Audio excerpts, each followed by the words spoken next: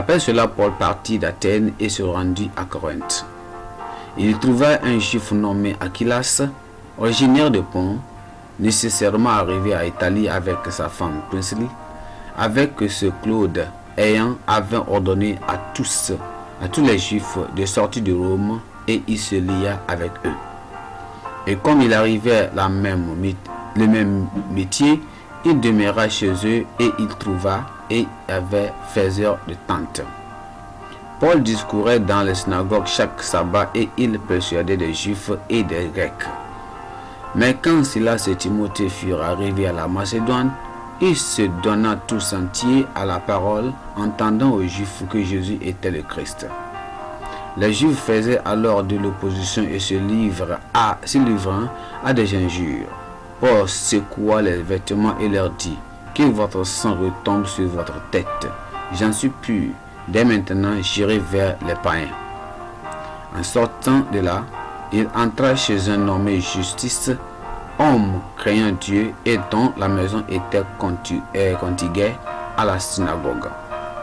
Cependant, Crispus, le chef de la synagogue, crut au Seigneur avec toute sa famille, et plusieurs Corinthiens et qui avaient entendu Paul crurent aussi et furent baptisés. Le Seigneur dit à Paul, en vision pendant la nuit: ne crains point, mais parle et ne te tais point. Car je suis avec toi, et personne ne mettra la main sur toi pour te faire du mal. Parle, car j'ai un peuple nombreux dans cette ville. Il demeura 1 an et 6 mois, enseignant parmi les Corinthiens la parole de Dieu.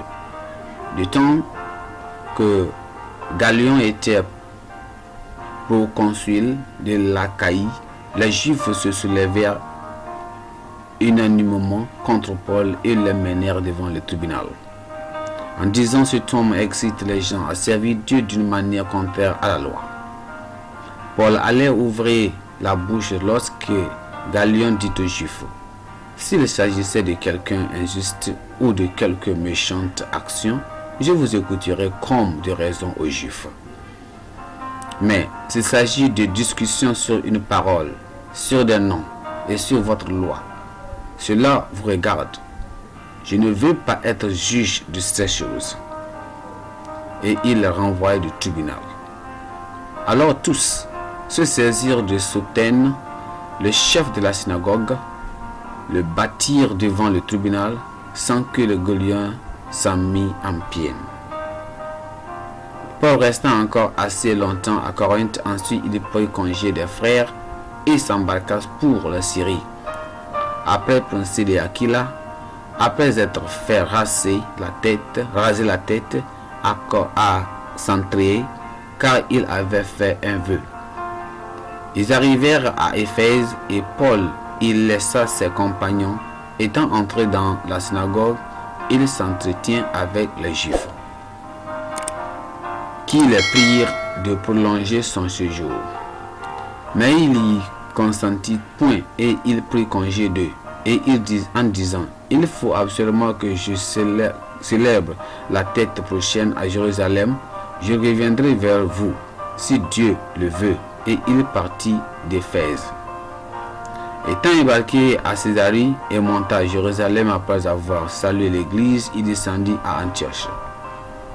Lorsqu'il eut passé quelque temps à Antioche, Paul se mit à route et en parcourut successivement la Galilée et la Phrygie, fortifiant tous les disciples.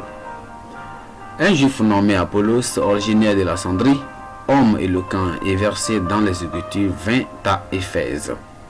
Il était inscrit dans les voies du Seigneur et fervent d'esprit. Il annonçait et enseignait avec exactitude ce qui concerne Jésus, bien qu'il ne connaisse que le baptême de Jean. Il se mit à parler librement dans les synagogues. Aquilas et Priscille, elle ayant entendu le prier avec eux, et lui imposèrent plus exactement la voix de Dieu.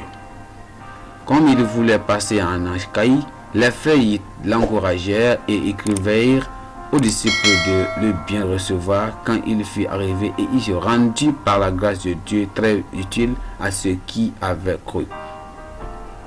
Car il refutait vivement les Juifs en public démontrant par les Écritures que Jésus est le Christ.